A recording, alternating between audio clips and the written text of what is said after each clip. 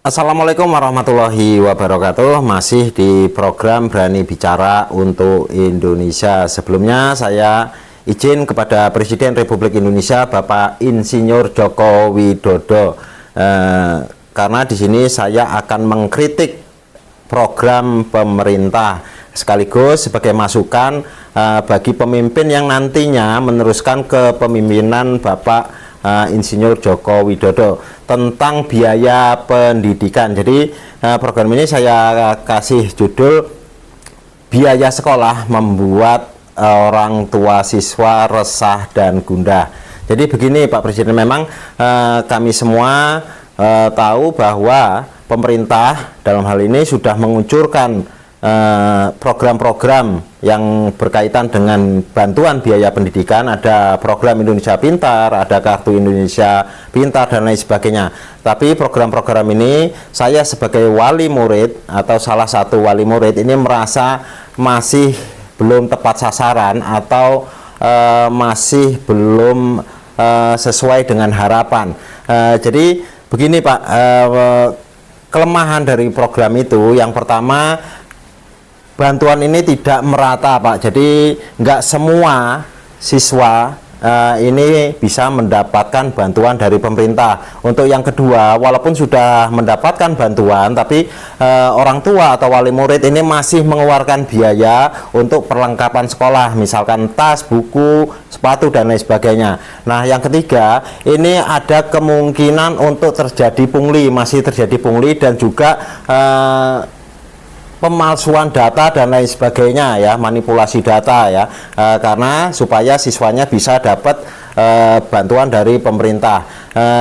Di sini saya memberikan masukan kepada pemerintah, bagaimana kalau setiap warga negara pada usia sekolah ini diberikan pinjaman biaya pendidikan. Jadi teknisnya setiap anak yang lahir, baik itu dari lahir dari pernikahan resmi maupun ada, kalau di jalanan itu banyak sekali orang-orang yang lahir dari hubungan di luar pernikahan, nauzubillah min dzalik ya Pak, di luar pernikahan. Juga ada anak-anak yang lahir dari jalanan ya, anak-anak kurang mampu ya, yang lahir dari keluarga yang hidup di jalanan. Nah, bagaimana kalau semua, baik itu orang kaya, orang miskin, anak dari lahir dari hubungan di luar nikah dan lain sebagainya, ini punya hak yang sama untuk bisa mendapatkan pendidikan. Caranya dengan memberikan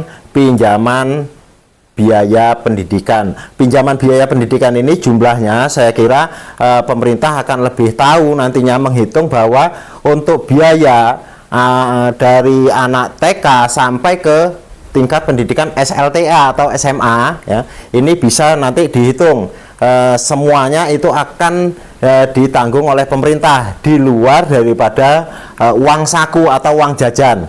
Jadi misalkan TK untuk kebutuhan TK anak misalkan 3 juta rupiah ya sampai selesai.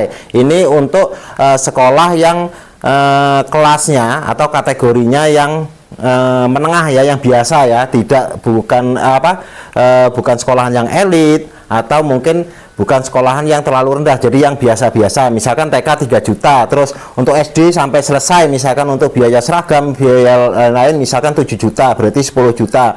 Terus SMP sampai SMA, anggaplah misalkan biaya untuk anak dari TK sampai SMA ya, semua biaya ditanggung oleh pemerintah misalkan senilai 50 juta misalkan per anak. Nah, dari 50 juta ini nantinya kalau anak tersebut sudah lulus sekolah dan bekerja ya, baik itu di instansi pemerintah maupun di instansi swasta, ini punya kewajiban untuk ngangsur ya.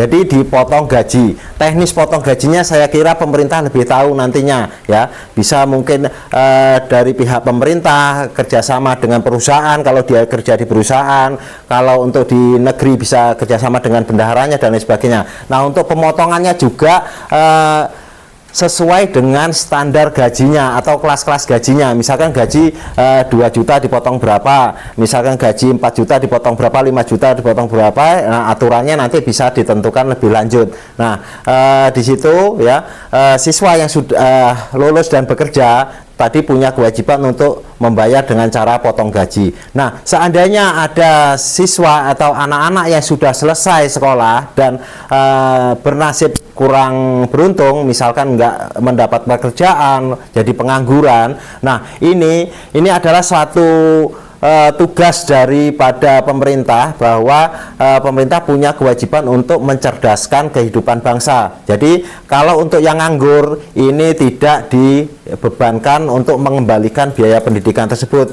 Jadi yang dibebankan untuk mengembalikan itu khusus untuk